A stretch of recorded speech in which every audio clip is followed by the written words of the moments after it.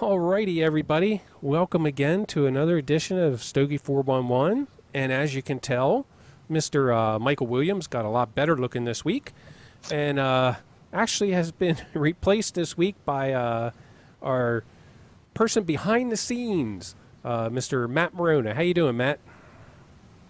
Doing good. Doing good. Should be a good why don't show. you go ahead and introduce who we're going to have on, and Well, as you can see, we have a third person with us, Antonio Lamb from Reinado Cigars, and he's joining us, well, today. how you doing today, Antonio? How you doing, everybody? Hey, how's it going? Good. How are you? All right. Good, good. Well, why don't you tell us a little bit about Reinado Cigars? Sure. Reinado Cigars is composed of two elements right now. The first being the first line that I brought out, which is the core line, and that's covered in a Habano Rosado wrapper. It's a Nicaraguan Puro, I must first say, the blend. I first brought it out with 3 initial Vitola sizes, but I expanded it to 5. So right now we've got I'll hold it up here, the Habanito, which is a Petite Corona. It's a 4x38, all Nicaraguan.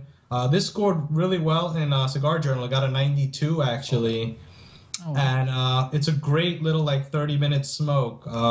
It's a really hot seller for me, especially now that we're getting into the colder season. It retails for $4.95, coming in a box of 20, and they're just delicious. They're really flavorful and like a medium strength, very smooth. And so, the core line and all my lines are uniquely fermented. So I developed the fermentation process with my manufacturer, where it's all natural and it makes the Puro really smooth and rich. I don't really divulge what I do to it, but Trade secret. Yeah, that's really what this blend is derived from. Just as a side note. Then we've also got in the core line the Robusto here, which is a 5.5 by 50, and that's really, really tasty as well. It's got again, the Habano Rosado wrapper on it. This does very well for me too. Just solid stick. And then we can move on to the Torpedo, which is also in the core line. Medium strength, very smooth, and tasty. This actually got a 91 in Smoke Magazine. Nice. The Torpedo here. Yeah, and that was nice. So then we round out the core line with the big guy, the 6x60 Vitola here, which has been a hot, size in the industry for a couple of years. So we brought this out, medium body, real solid, and just... Now, are those all the same basic blend, just tweaked for the different sizes? That's correct. Okay. That's correct. That makes up the core blend. Now, and then when was the core line released? When did you first come out with those cigars that you just showed us there? That was 3 years ago. We came out with that in the IPCPR show in New Orleans that year. Okay. Yep. Yeah, we launched that then, and we're currently in about almost 70, I think, retailers nationwide right now, and just moving up from there. Just inching our way. Little by little, that's how it's done. Yeah. That's it. I've always said I want to, grow this brand really solidly, taking my time with it and just really paying attention to the details. I'm not rushing anything. Well, question I have, how did you get into cigars? No, that's a fair question. Well, no. Yeah, that's a basic one. To be honest, I'm a graphic designer by trade. I've always done it. I developed my own logo and everything. I do all the graphics for the company, everything. So, I went into a cigar shop one day and I was actually looking to do their website, and I was introduced to cigars that way. And from my first stick, I just developed a real passion and drive for the industry. And one day I was, just thinking about making something special, a special blend. And I've always wanted to own my own business, so I've married up the two. I got my thoughts together. I put my business plan together, and I just went after it, really.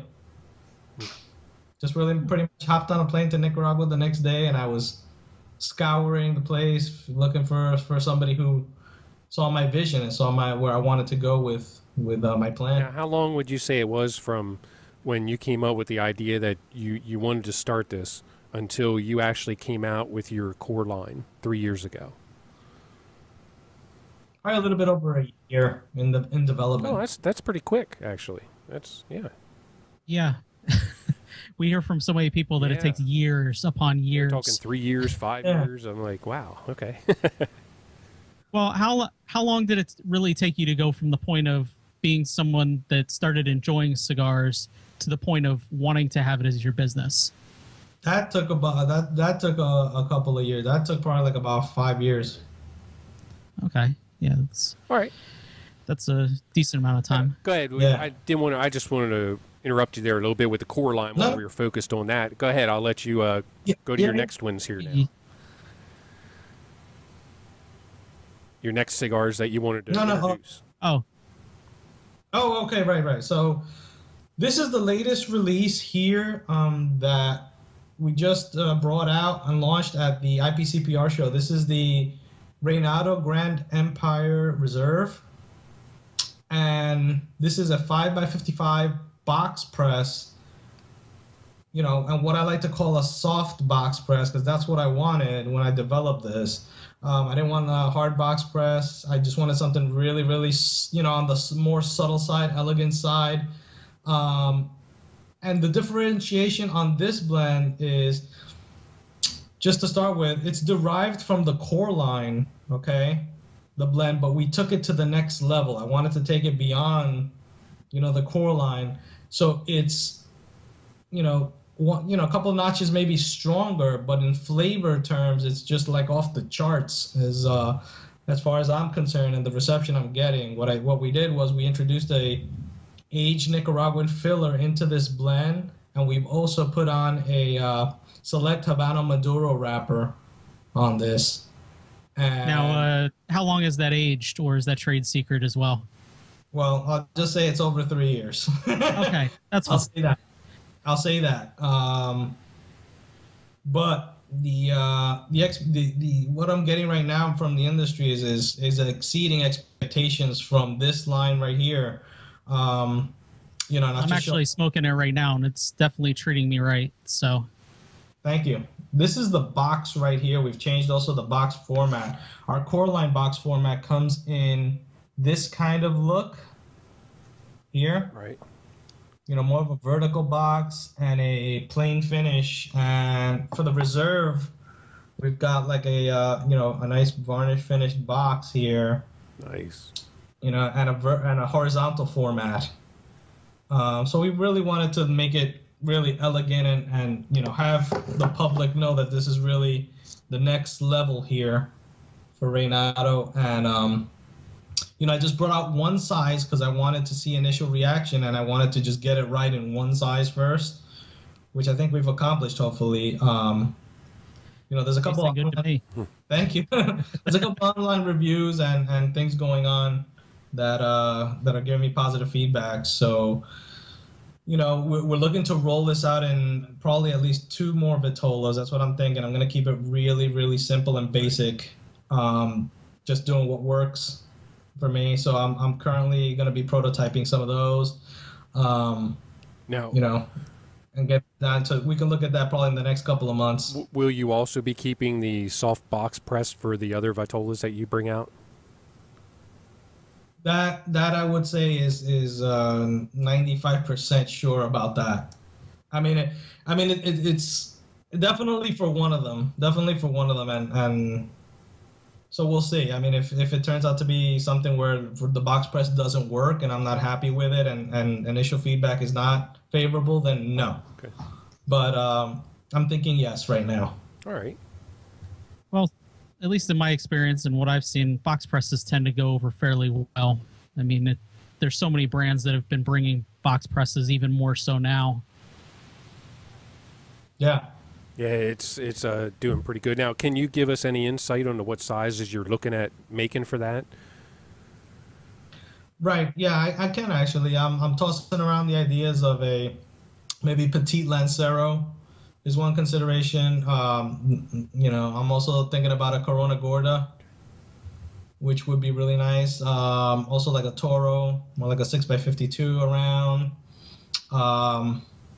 And maybe like a smaller, like maybe like a 4.5x50, something around there. So, Well, that Petite Lancero definitely good for cold weather.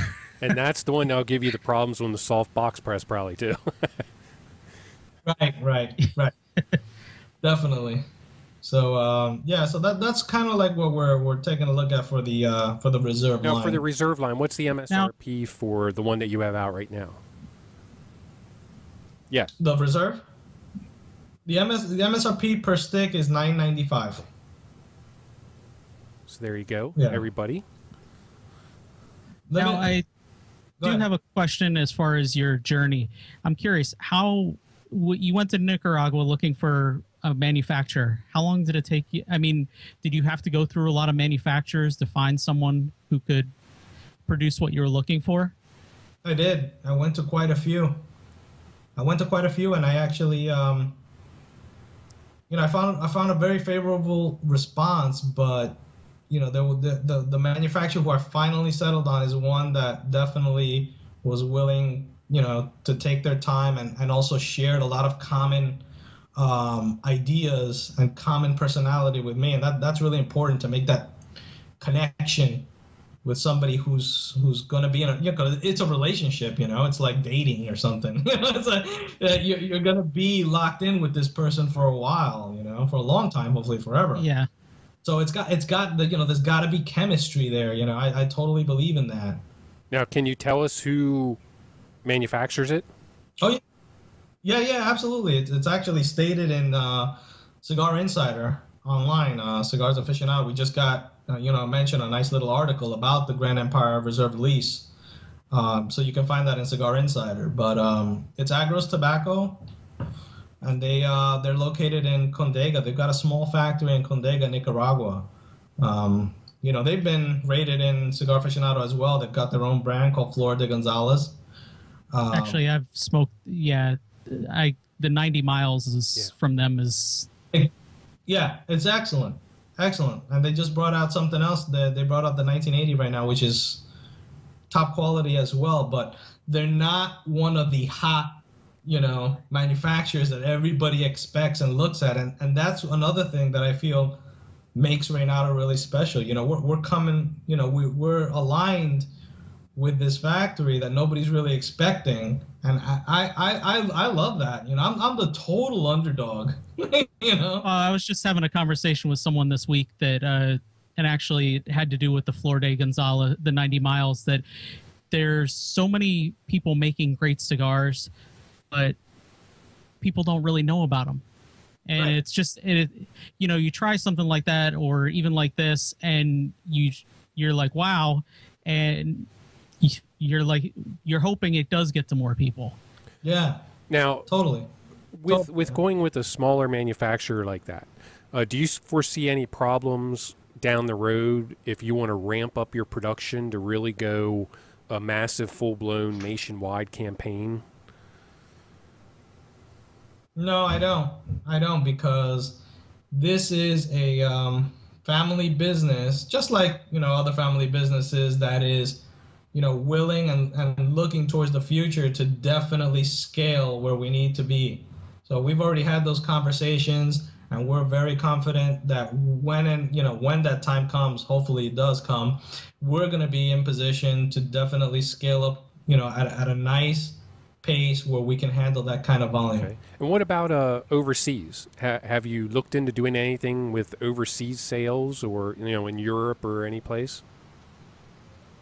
No, I've been asked quite a few times about that, but we're not in a position to go there right now. It really wouldn't do justice to the brand at this time.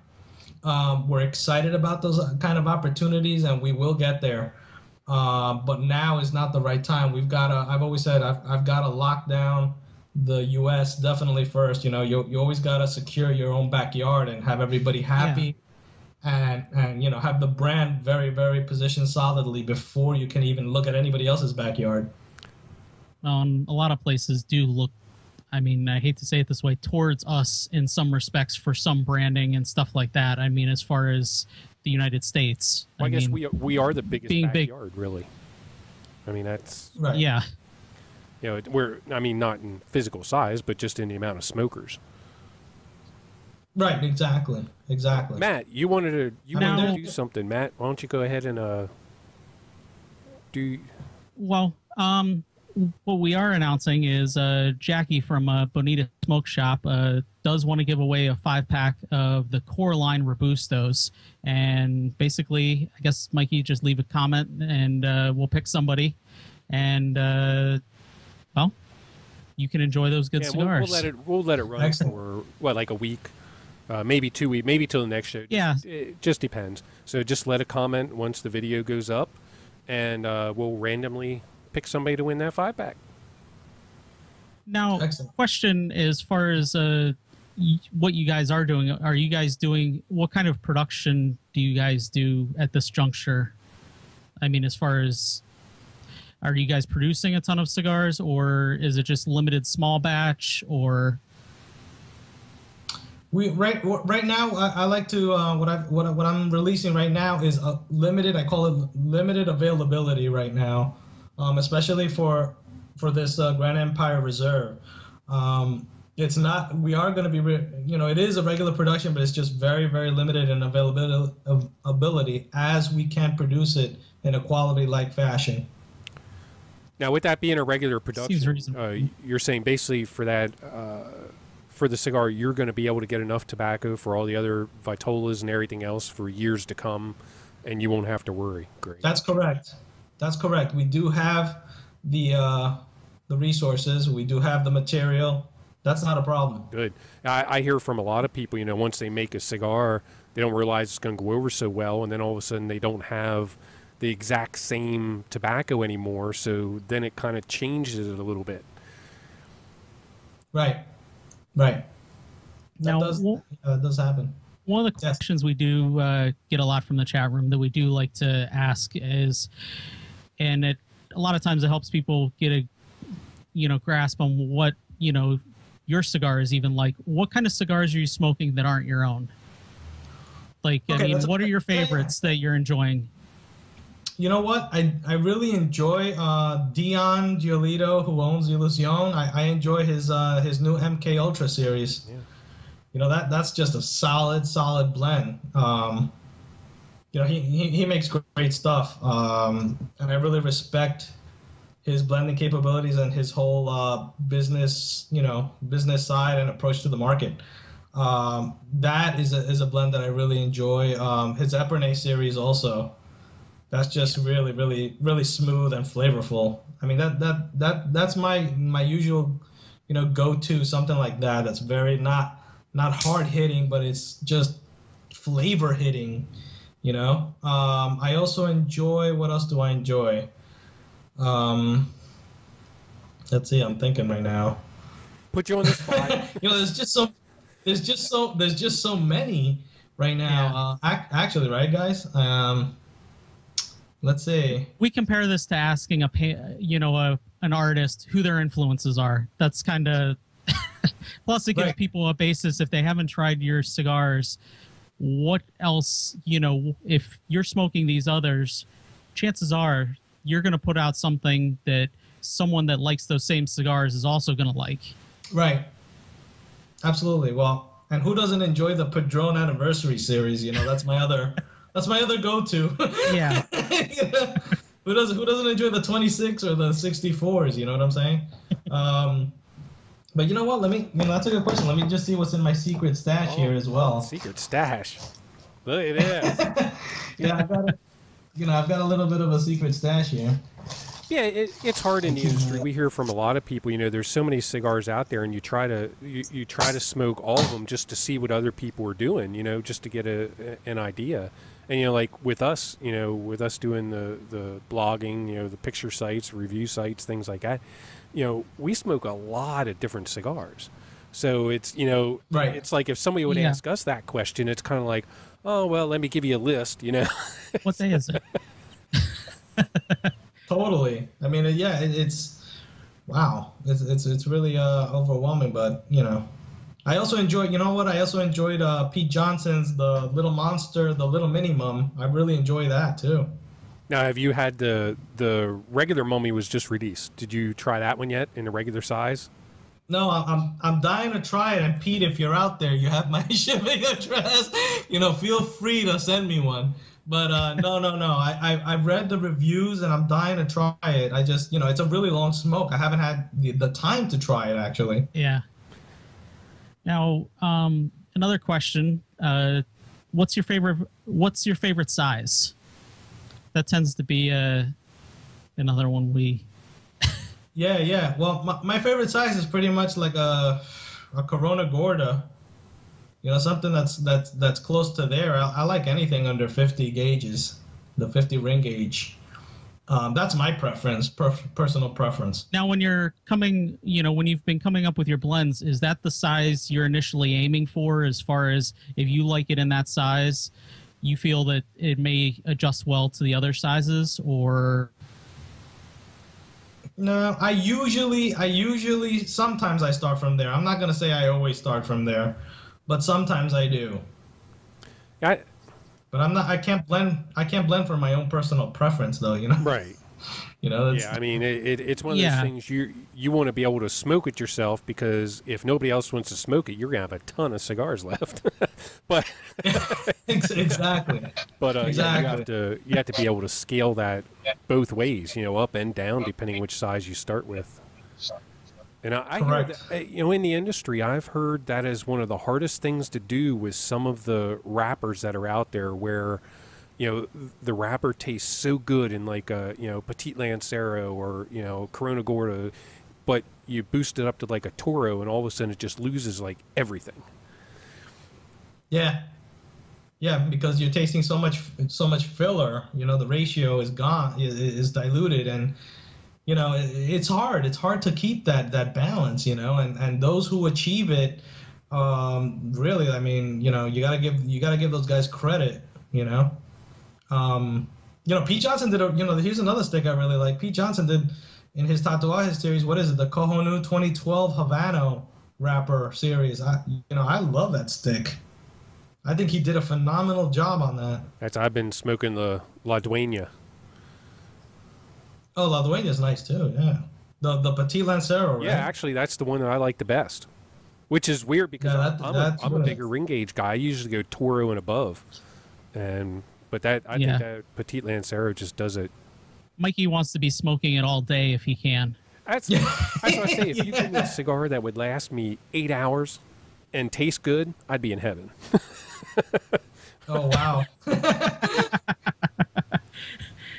And you might also be unconscious, but we don't know. Wow. Yeah. Let's see. What would you say with coming up with your blends has been the most difficult part?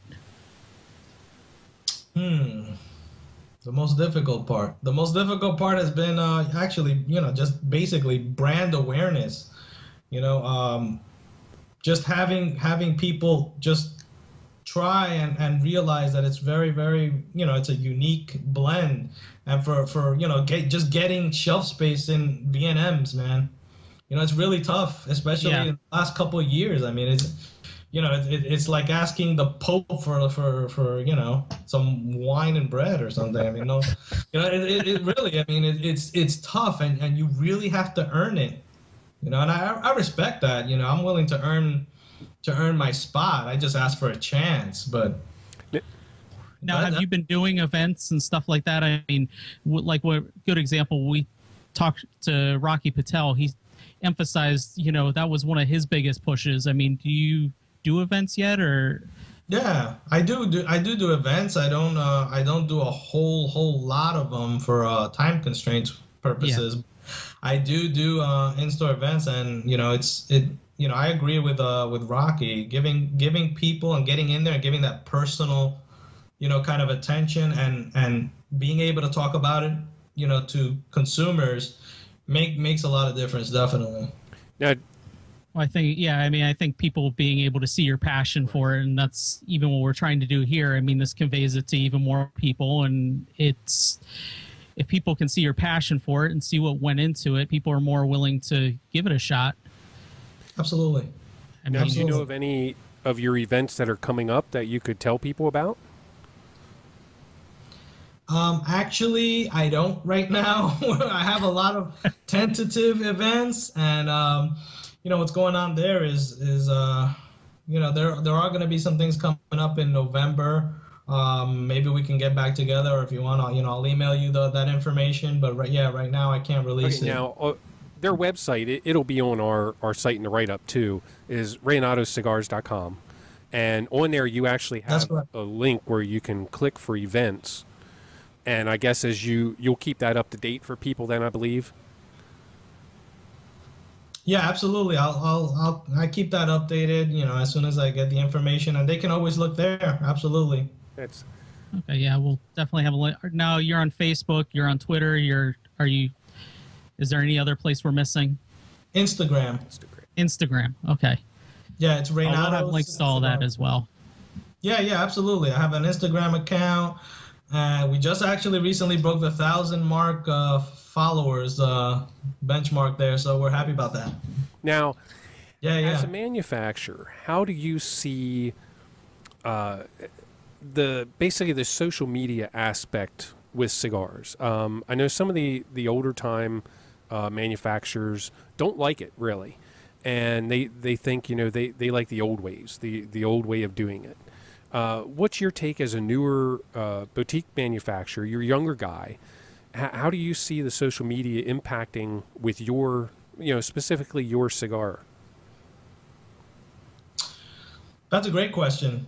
I see it as a huge leveraging tool for especially for someone like me, who's like, I consider myself like a micro boutique, you know, extremely small, and for me to have, you know, to be able to leverage myself on social media, it does a lot for the brand awareness side of it, because I don't put a lot of money, you know, into, you know, old traditional advertising, just simply because I'm just turning over money and putting it right back into the product. You know, that's just going right back into inventory, everything I get. You know, it's like, that's pretty much what it is. And I tell everyone that, you know, a magazine article right now for me just would take away from what I'm trying to do here. And, you know, I'm just going to be cheating, you know, everybody else out of what they can experience. So it just goes right back into the quality, right back into the blend.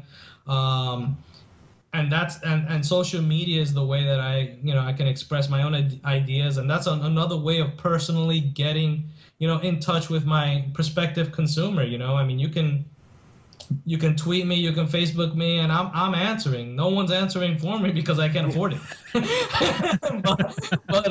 but also that brings a nice personal touch. You know, I like interacting with people, you know, on social media. And the fact that you can get to me one-on-one like that, I think brings something else to the table. I agree 100%. Yeah. You know, it's like I don't. Well, yeah, what I'm eating. If I'm eating spaghetti and meatballs, ask me. You know, whatever. There you go. Oh, and Jackie wants to know, what's your Instagram account name?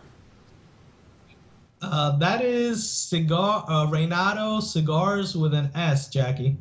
There you go. And tell her I send my regards. oh, she hears you now. He said he's not giving you any more cigars. Yeah, Jack. Jackie's great. Yeah, Jackie's wonderful. She's lucky she's married. That's what I keep telling her. Because she showed me pictures the other day of stuff she's cooking all the time, these wonderful dishes, and I keep telling her I'm going to invite myself over for dinner. I'm telling you, you know, if I was closer down there to Florida, I think I'd be stopping in for some meals myself. Right. And that's another place actually where you can find the Reinado line of products is Jackie's shop, BonitaSmokeShop.com, I believe, right? Mm-hmm. That's it. Yeah. Now, with the online aspect, do you foresee yourself going Now, I'm in. Most people know I'm in Pennsylvania, and here in Pennsylvania we Right. have like the conglomerate of online cigar places.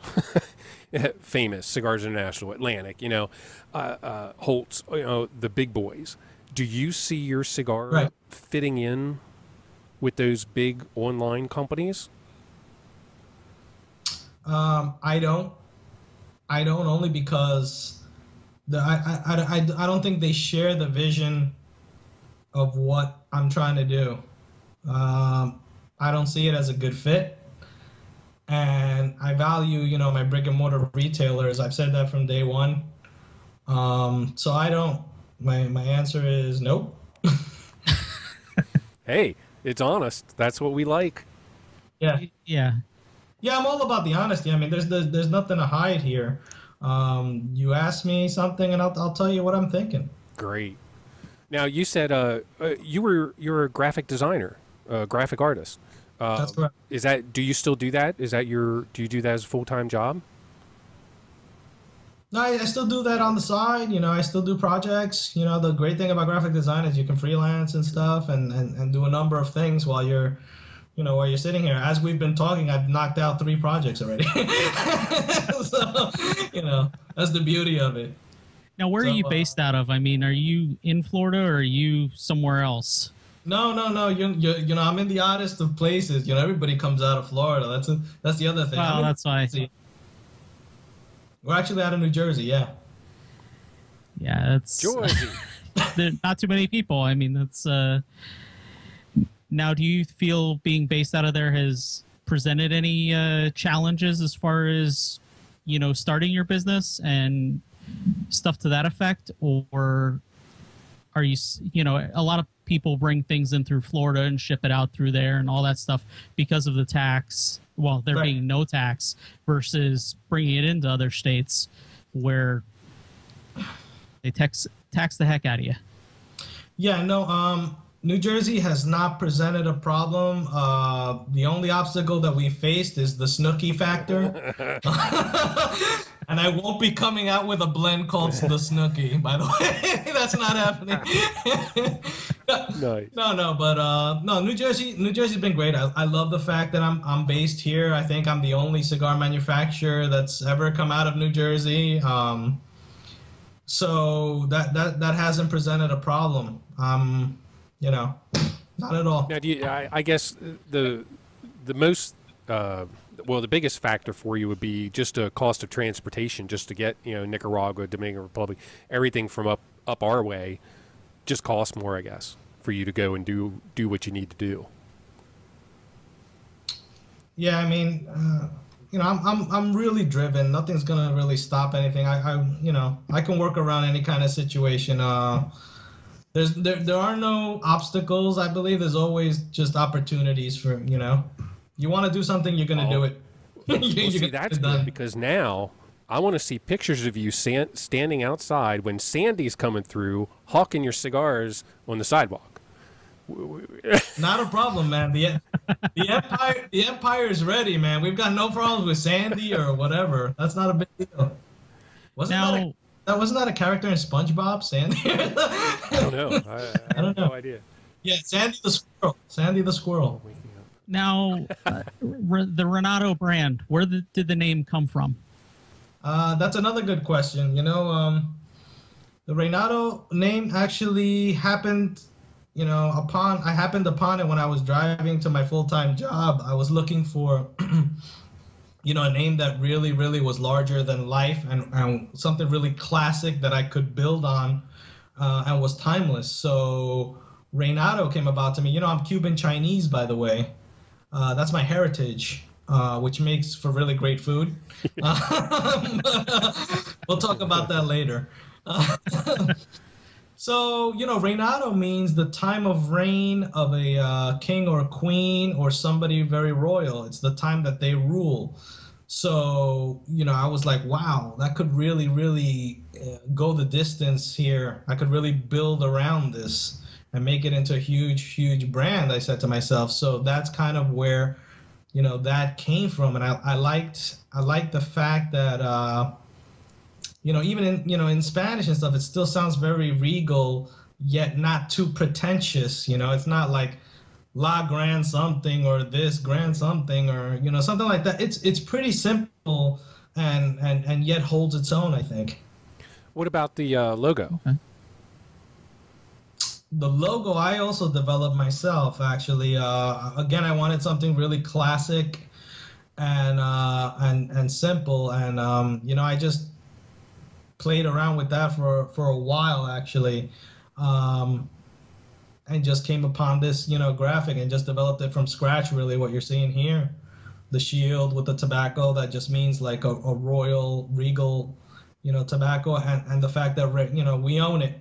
Reinado owns it, and pretty much that's what it is. What you're gonna be, and also what you're gonna be seeing rolled out for the next series of Vitolas that's gonna come out for the Reserve series. We're gonna also expand upon the fact of regal, the regal aspect as well. That's cool. Just a little let you in on that. Oh, we getting some secrets here, people. Better be paying attention. Yeah. Might be a quiz afterwards.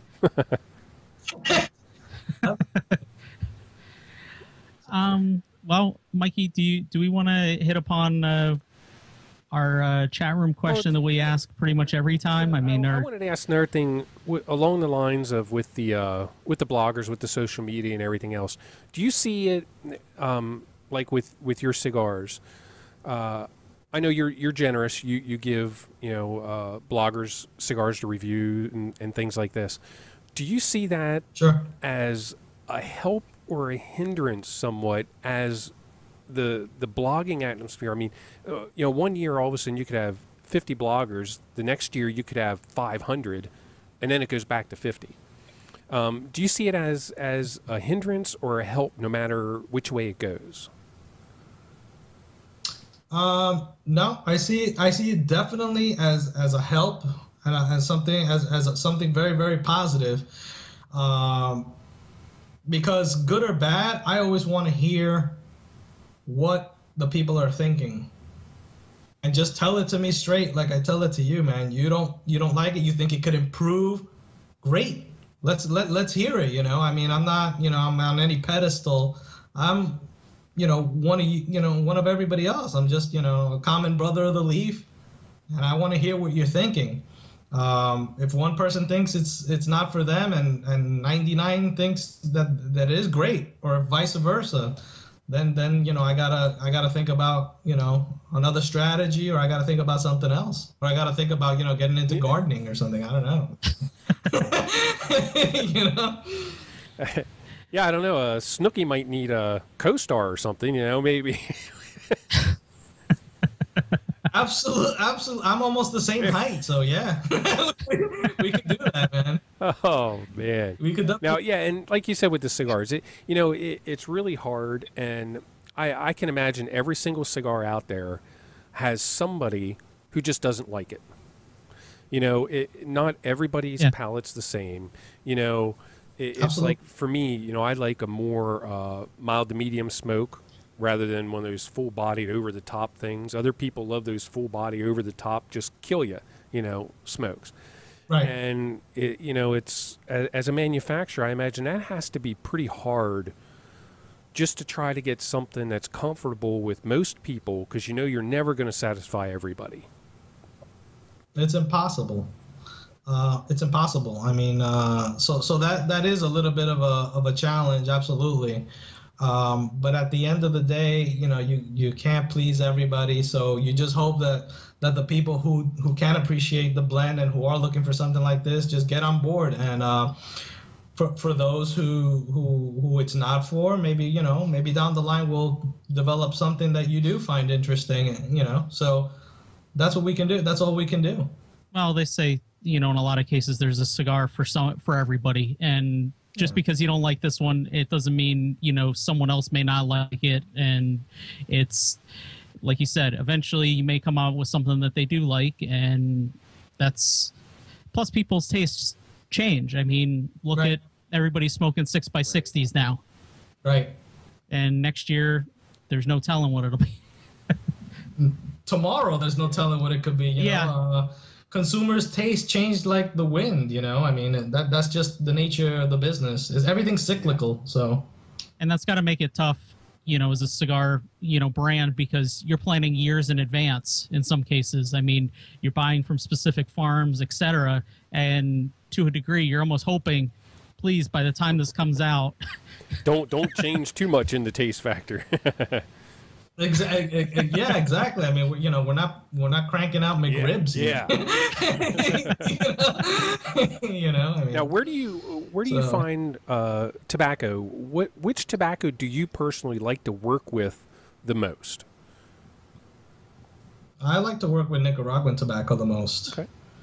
Hence the two blends that I have right now are Nicaraguan puros. I mean, I just find that Nicaraguan tobacco has so much like flavor, so much to offer, and just phenomenal. It's just like really, really, really. I mean, they say it's the closest to Cuban tobacco that there is. I mean, I don't know how much truth there is to that, but I'm just in love with it. Now you brought up Cuba, so how about if we ask this one, Matt? Yeah. What do you think? Now, I mean, everything that's going on in the news, everything that's going across the world.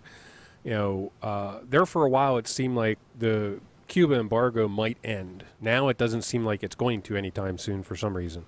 But what do you see as a manufacturer happening if the embargo would end from Cuba and Cuban cigars could come out, Cuban tobacco could come out of the country and come into the United States? I mean, of course, right now you can have it all over the world except the United States. What do you see as a cigar manufacturer with your cigars? Do you see anything coming into play with the Cuban tobacco for you?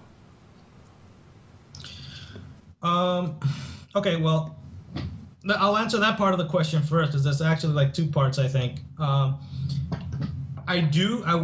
would like to develop a blend at some point when, the embargo is lifted. I would like to mix Cuban tobacco in with the Reinado blend. I think it would be really, really interesting and flavorful. I think there's a lot of potential there. So I would be very excited to do that, even if it was like on a limited basis.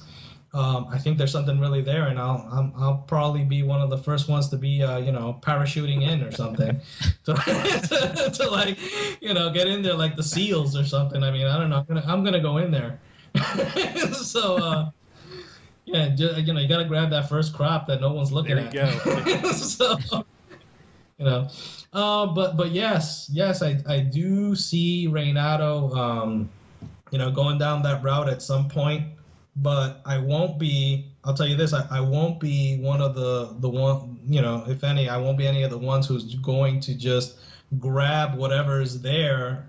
If it's an inferior quality, if that's all they're giving, and just like put it into my blend, that's not what I'm looking for. It will always be quality driven, and if it's if in a couple of years it frees up and that's all that's available, I'm not gonna. I won't go down that route. Why do it?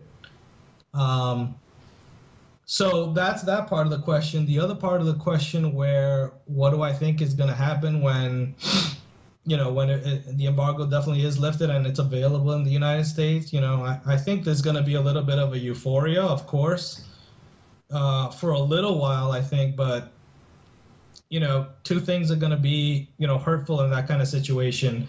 I think the Cuban cigars that are going to be available, I mean, number one, they're going to be so overpriced, it's going to be ridiculous. Yeah.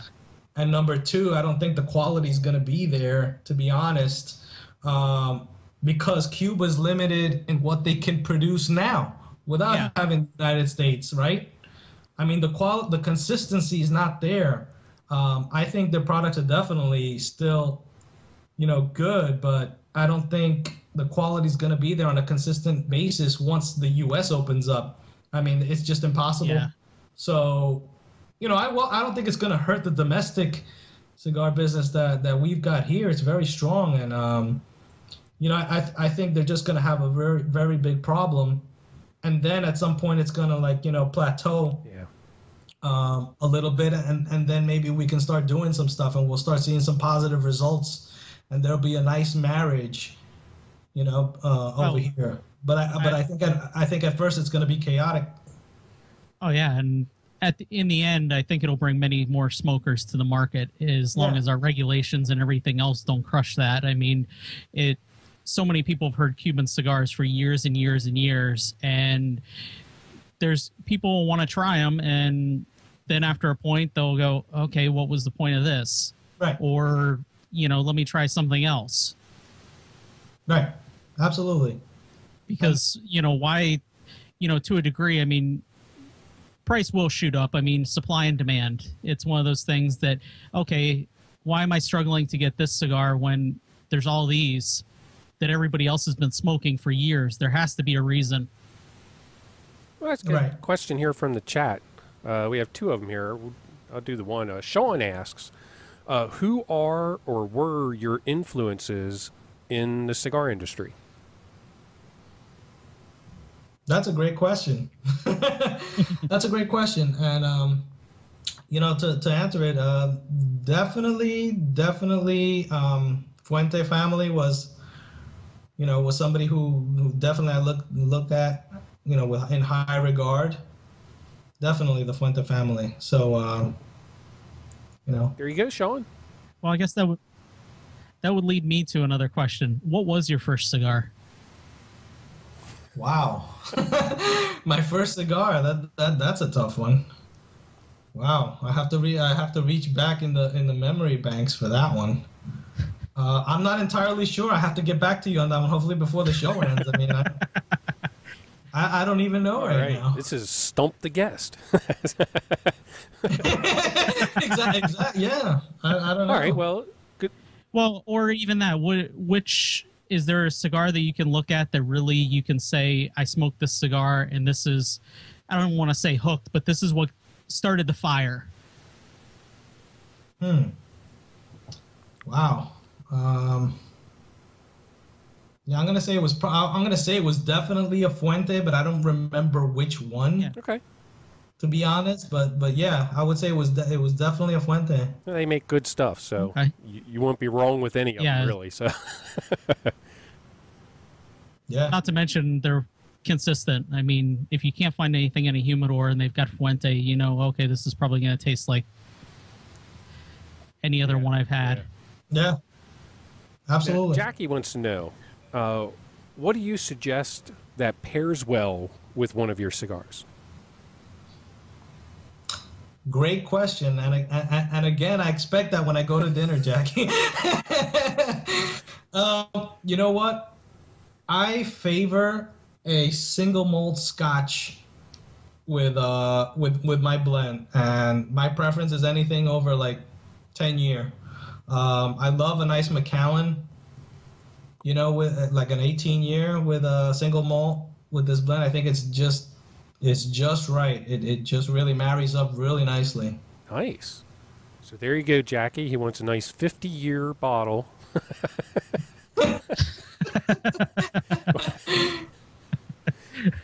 All right, Matt, go ahead and ask the...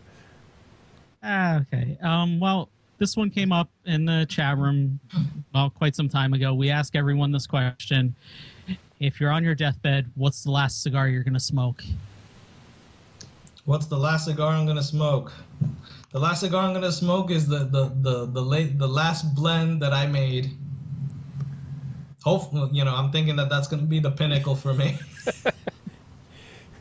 Okay, yeah, we've had some good answers with that one.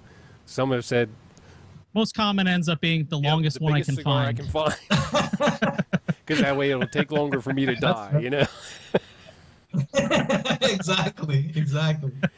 That's fair. Well, here we are. We're getting close to the hour mark here, so we always like to ask Antonio, is there anything that you wanted to discuss or you want to tell people that we have not gone over so far in the show? Let's see. Well, we've talked already about the new release. We've talked about my website already, right? We talked about the social media where I am, the new things that are going on. I don't know. Well, we can talk about actually here's a little scenario that I put out in one of the forums, and it kind of goes with your with what you were asking me before. I was asking people if they could smoke whatever they wanted with a guest of their choice in the place of their choice in any time of their choice. What would you choose? So my response, I think, was Rita Hayworth in Cuba in the 1950s, and I think I put that I was smoking a Hoyo de Monterrey at that time. Oh wow! Yeah. That's neat. And I got some really interesting responses with that one, too. Oh, I can imagine. Yeah. A lot of people actually put down that they would love to be smoking with their grandfather who was passed away, and I thought that was really, really nice. You know, I hadn't even thought of that, but really, really some good, sincere responses. So I think I would be more up to date. I would have to, because I think the cigars, you know, from 80s, 90s onward have just boosted. So the quality, the flavors, just everything has just gone through the roof.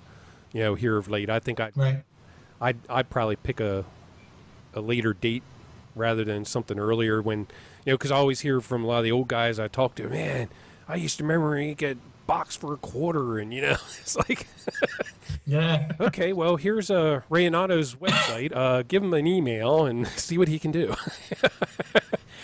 Yeah, exactly. But yeah, it's you know, with you know, when you pay that little amount for a cigar, that's the cigar you get, really. You know? Right. But Right. Yeah, I really think the cigar industry has come such a long way.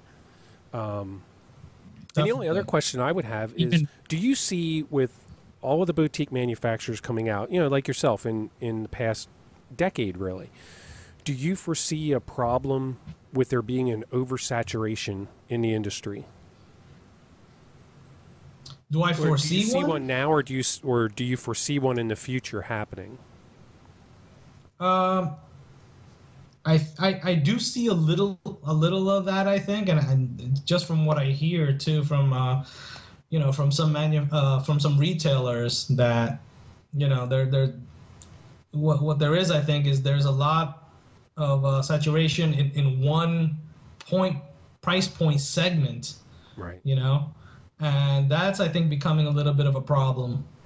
So I don't really know what's going to happen with that, but I'm imagining that it'll you know, it'll kind of work itself out at some point, like it always does. But you know, to the benefit of the consumer, these are just like, there's an abundance of quality smokes right now. Yeah. You know what I'm saying? Which was the reverse, like what in the 90s, right? So, you know, this is a good thing, and you know, a little bit of a bad thing, but, you know, I'm sure that we'll get to a nice balance, you know, real soon. The market will resolve it. Right. People vote with their checkbooks. I mean, that's eventually. Yeah, that's the thing. Yeah. And we haven't actually talked about the, you know, just quickly, the bans and restrictions that the industry faces, you know, has faced and is facing and continues to face. You know, CRA is doing a great job organizing this industry. I think, you know, Glenn Loop, everybody in that organization and everybody who's a member, I encourage everyone to, you know, if you haven't, please join, because that's the only voice that we have as an industry. Which, you know, by the way, we've been trying to get the CRA on. If any of you are watching, contact Mikey back. Please. Please. We've been trying to have them on, but they never get back. All right. Well, I'm sure they will at some point. Well, yeah. Big group of guys. You know, they're Yeah. you know, they're waving the flag all over the place, so they'll definitely get to you.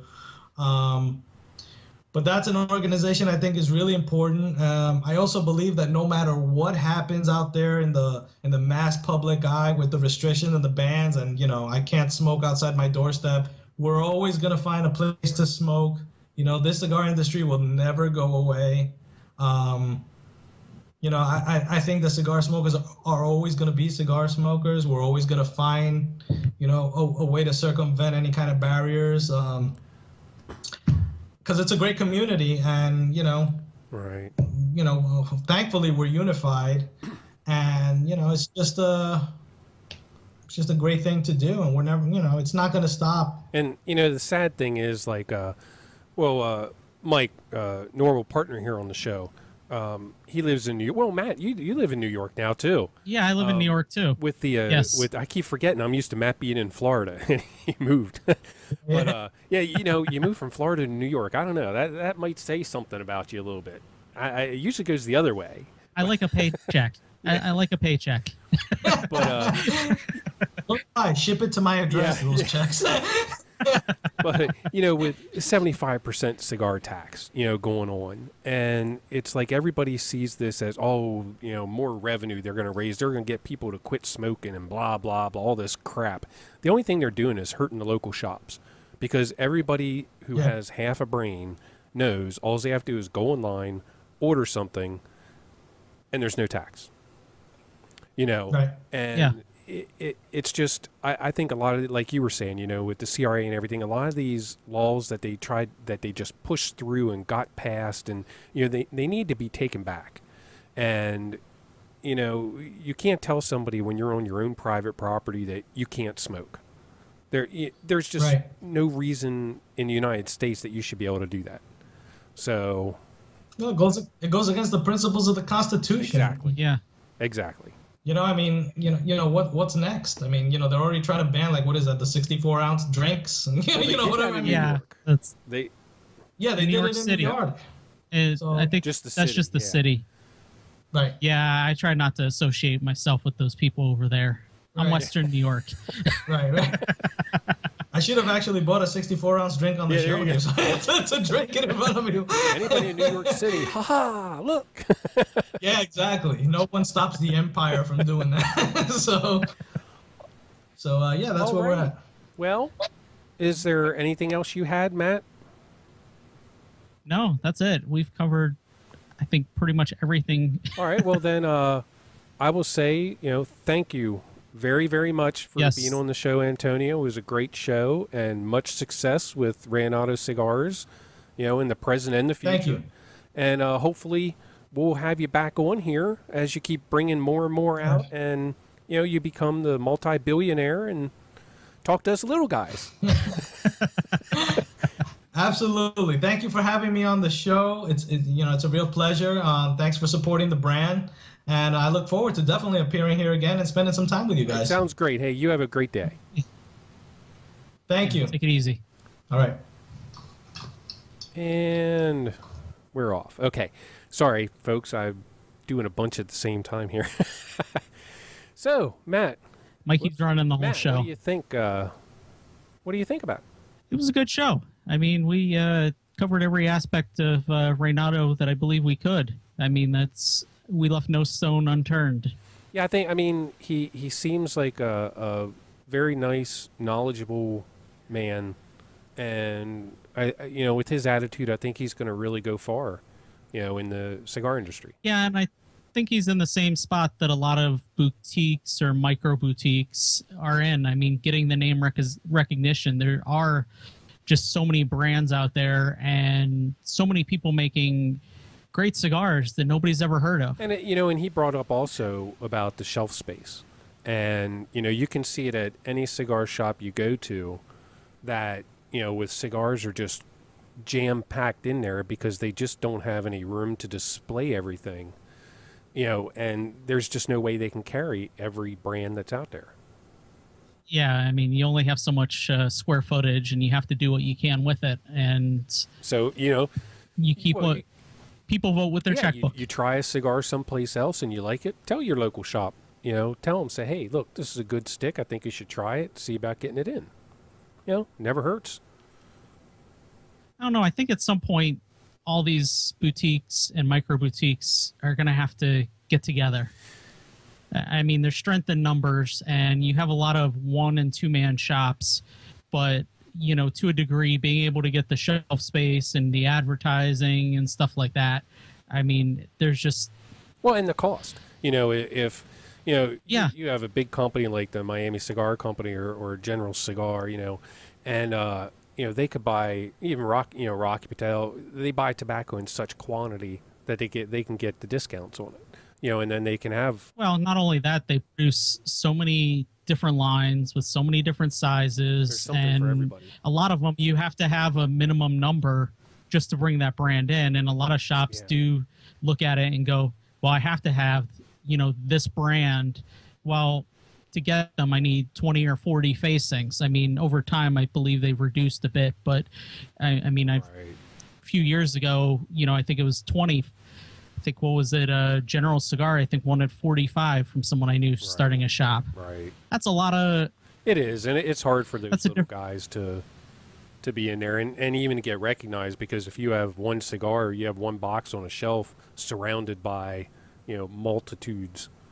So, but anyway, it was a great show, and I want to thank Matt for stepping into Mike's shoes. And don't forget, leave a comment to win the 5-pack of their core line Robustos from Jackie at BonitaSmokeShop.com. That's all you need. Just let a comment and you'll be entered in the drawing, and we'll figure it out by the time the post goes up how long it's going to run, and then we'll pick a winner and you'll get a nice 5-pack of Reinado to try. Yes, and also make sure to check the post for Barry, because we're going to post the bobblehead winner. Oh, yes. Almost forgot all about that. So, yes. So make sure you check that post too, and we will be picking a winner. We'll put a announcement up when our next show is going to be. I'm not exactly sure right now. We don't know who. We don't know when. It'll be there, though. We'll let you guys know. So, all right. Well, that's all I got. So thank you, everybody, for joining in and watching and listening to us afterwards. And good luck with winning the 5-pack of Reinado from Bonita Smoke Shop.